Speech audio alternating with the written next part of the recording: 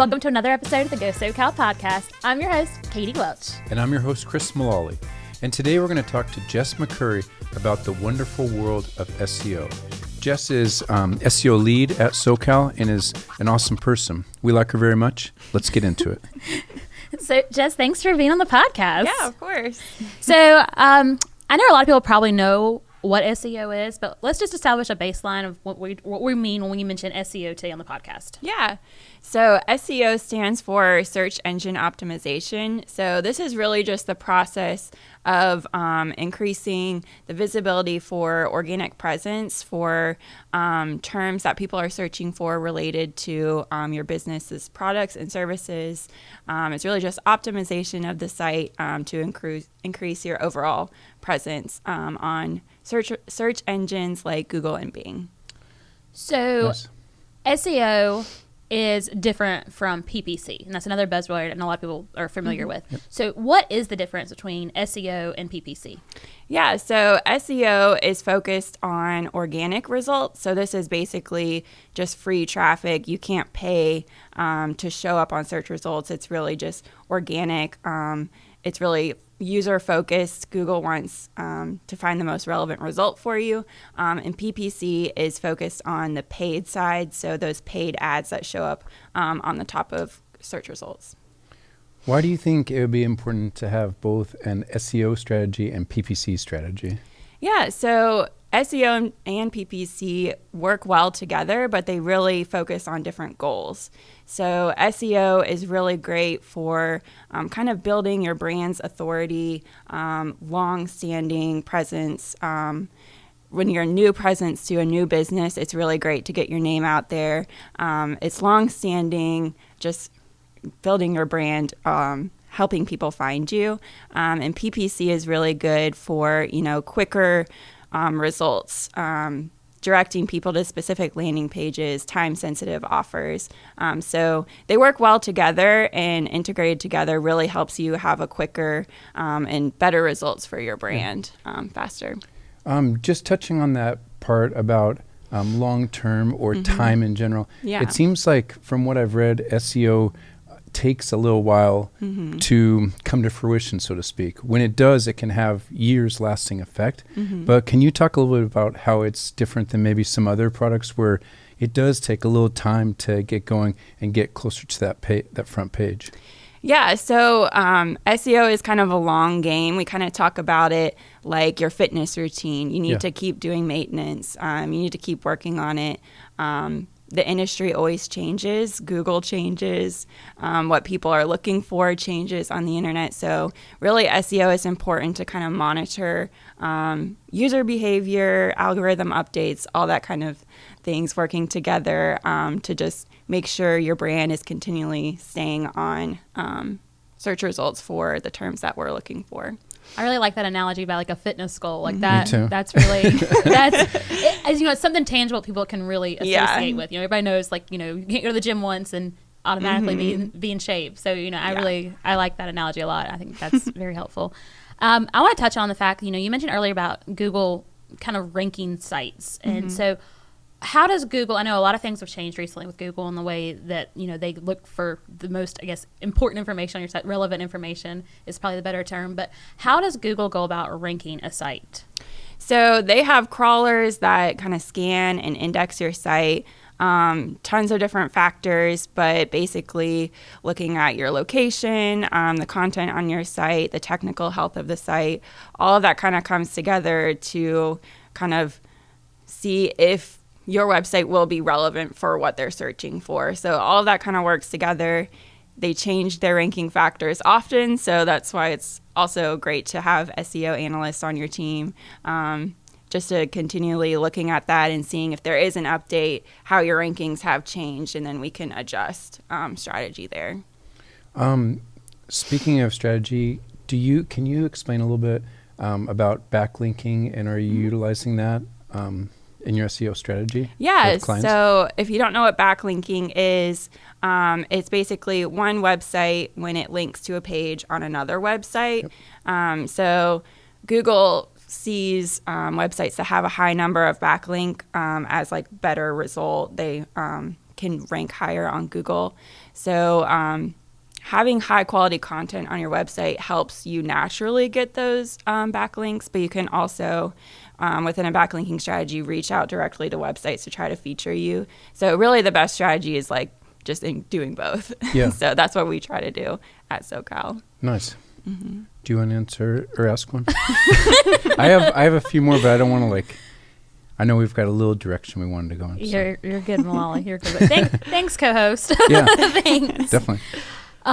Well, you've already talked about the backlink, and that was one thing I was going to talk about, is how that works. So can we go into a little more depth about the backlinking, reaching out to other sites or whatnot to, I guess promote, I guess that's essentially what it's doing, is promoting your site in a way.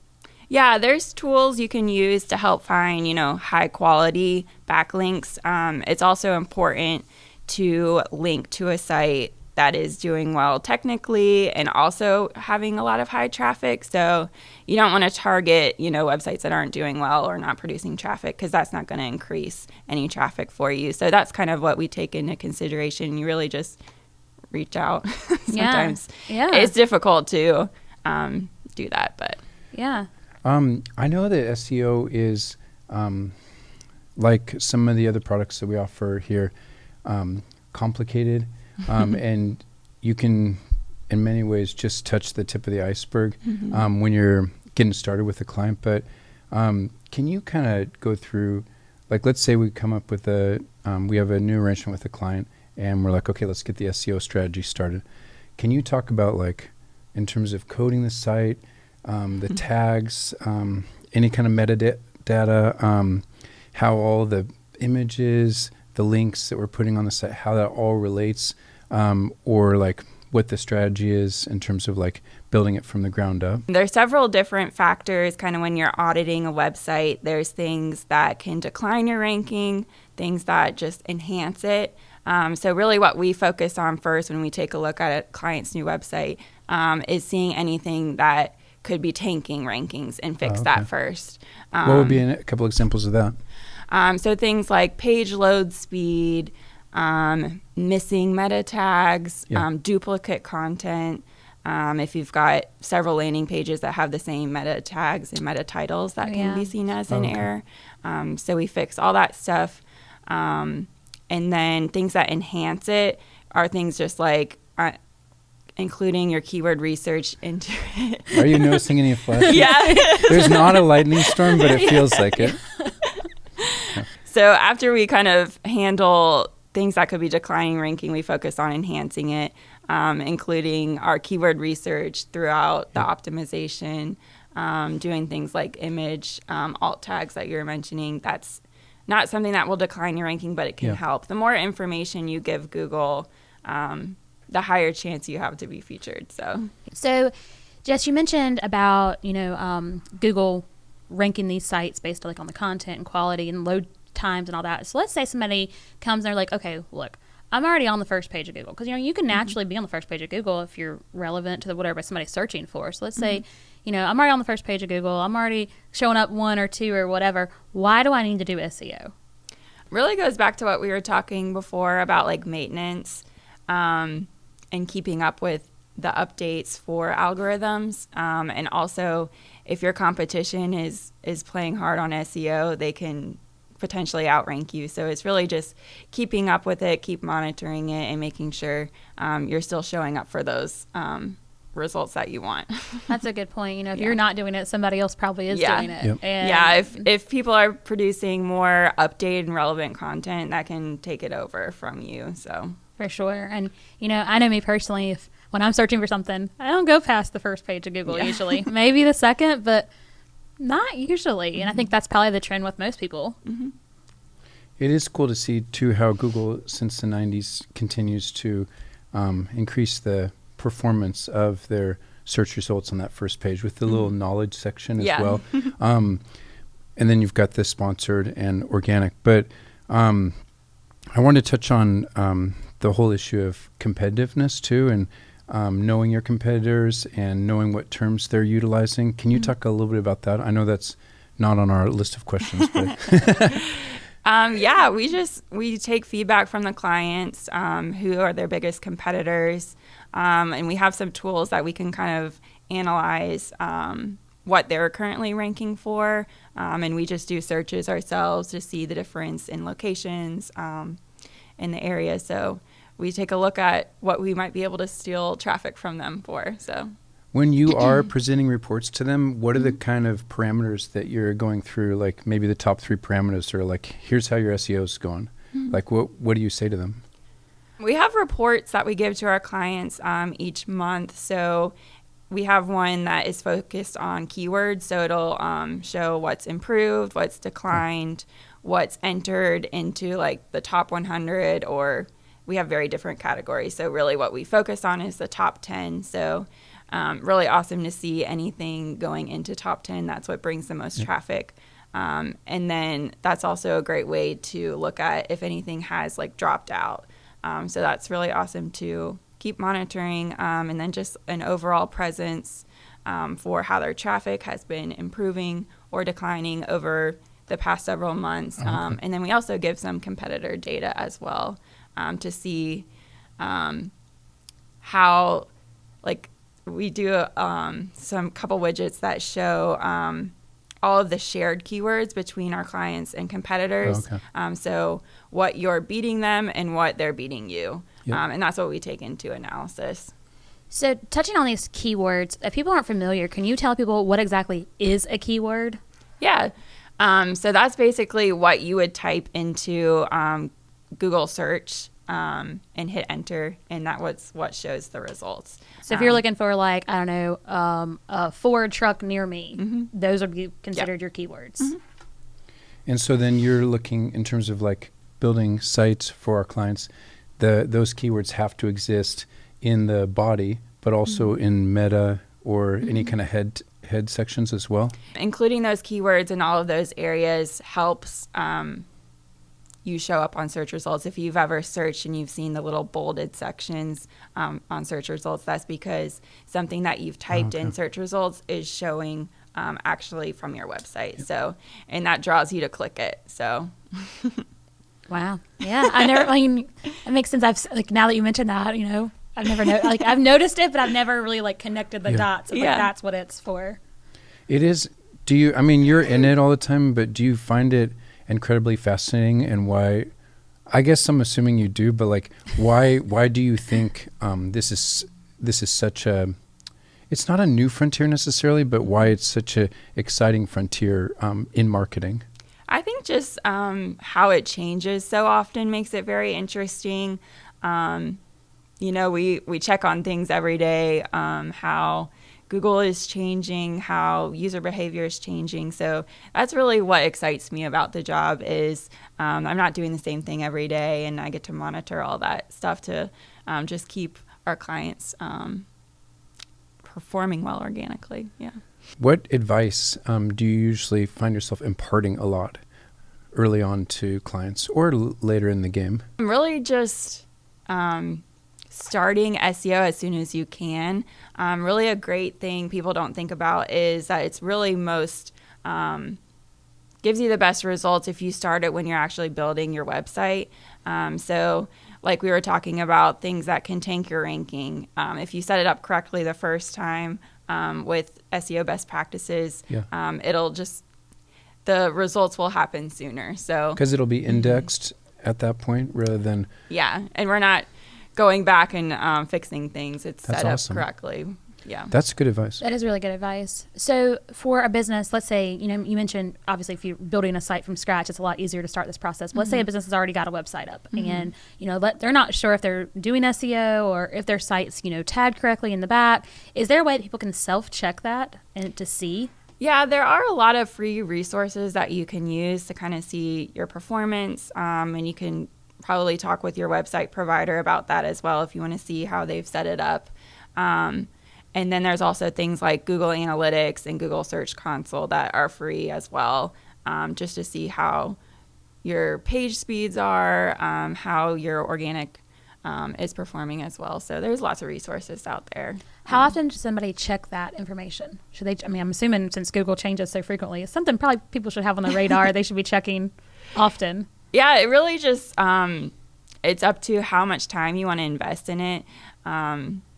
Like we were talking about the fitness analogy, the more you invest in your health, the healthier you are. So the more time you invest in your SEO, the more results you'll see. So I really feel like more than anything, the one thing I'm walking away from this conversation is I need to exercise more. I need to eat better, get to the gym. What's something that you are excited about these days in SEO that you're trying to find the answer to, that you're trying to explore more, that's kind of that you're looking towards? Yeah, really something our team focuses a lot on is local SEO. So if people can't find you from their house, they're not going to come to your business. So it's really important to focus on, especially with all the changes with Google Business Profile. It's just really important to focus on that right now, I think. Well, and it's great that you bring up the Google Business Profile, because I know there's been a lot of changes to that recently. And so for people that don't know, Google My Business has recently gone through kind of a rebrand almost, and now it's called the Google Business Profile. So can you touch a little bit on what exactly is that? Yeah, it's basically just a tool your business can use to manage your local presence. So it's used for search results and maps. So if you're trying to find directions to a business, you can type in a keyword and find it. So if you're looking, for example, a restaurant in a specific area, if you're on vacation, it helps you find it. So there's things you can do on the profile to optimize to help you show up better. Yeah. So if you don't have it set up correctly, you're not going to show up. So you mentioned, so people have to claim their business, right, on this. And so there's a process to do that. So if people don't have their business claimed, they probably should get their business claimed, right? Yeah. So if you haven't verified your profile, it could not even show up on search results at all. Yeah. And that's that's free advertising, right? When you're from Google, so people should definitely be verified and have that information. So with this change that they just recently did anything else besides the name change? They've done a couple updates, just like more insights back in the dashboard, and they also included the ability to edit your profile directly on search and maps. Nice. So if you're the account owner, you can type in your business and then edit right there. Oh, wow. Yeah, it's easier to see like how things will look on search results if you edit it right there and then see it live. So it's just a cool new feature. Yeah, for sure. Touching back on the whole locality aspect that you were mentioning, can you give us a hypothetical example? Like, let's say that you're, obviously we have a lot of automotive clients, but like, let's say you're a local Ford dealer, and you want to add some tagging or whatever into your page and code or whatever. Obviously, it's the same thing, page code. What does that look like? What are those kind of tags looking like? Like local Ford dealer, local Ford F-150, or like how does that work? Yeah, there's a bunch of different areas you can optimize for. So the biggest thing that affects how you show up is the categories. So for your example, you would put your main category as Ford dealer. Yeah. So if you had done something like auto service center, you wouldn't show up as well for a keyword saying Ford dealer. So it's really important just to make sure that you have the right categories set. Oh, okay. There's also many other things you can do, like Google Posts. There's a product section, having a lot of reviews on your page, all that kind of thing works together just to help you be more visible. You will see a little note now that you mentioned reviews to our podcast that was before this that we talked about reviews. Yes, and that actually is very so interesting. Cool. So cool. That's actually really interesting that reviews, play such a big role, even from, and why your reputation is so important. Yeah, and also responding to reviews also helps. Even Definitely. Your SEO for sure. Oh, wow. Yeah, that's awesome how that works hand in hand. Yeah, Brett, as you know, was on the podcast and you promised you would watch it and give us feedback. But but basically, he was saying good or bad. Get responses out there. It builds. Yep. What about blogs? I know a lot of people, are concerned about blogs and, having good blog content? How important are blogs on a website? They just bring additional traffic and give you a little bit more creativity to bring in some more targeted keyword research that you're going through. Sometimes they don't bring a whole lot of traffic, but they do have the potential to bring in good traffic. So they're important to do on your website too. Yep. How often should you post a blog? Does that matter? Like the frequency of posting? Like I said before, the more you put in, the more you're going to get out of it. So we try to do at least once a month posting for some of our clients. Yep. I feel like you just made another exercise analogy. And I'm like, I need to go to the gym today. All right, we get it, okay? Well, Jess, I really appreciate you being on the podcast today. I know I personally learned a lot about SEO that I didn't know, and I'm sure MULALLY, you did it's as a well. really awesome subject. Yeah, I'm pretty fascinated. It seems like it is ever changing, and I think once it's kind of those things like you mentioned, like you have to stay ahead of it, you have to stay on top of it, and I think that's really important. Is the big takeaway that I'm getting from this conversation. Yep, absolutely, me too. Any last words, either wisdom or thoughts, anything like that you want to say? I think just really a big thing to focus too on SEO is you want to highlight what's unique and different about your business and publish good content around it. So that's really what I like to tell people. Yeah, for sure. And I think that's really good words of advice for sure.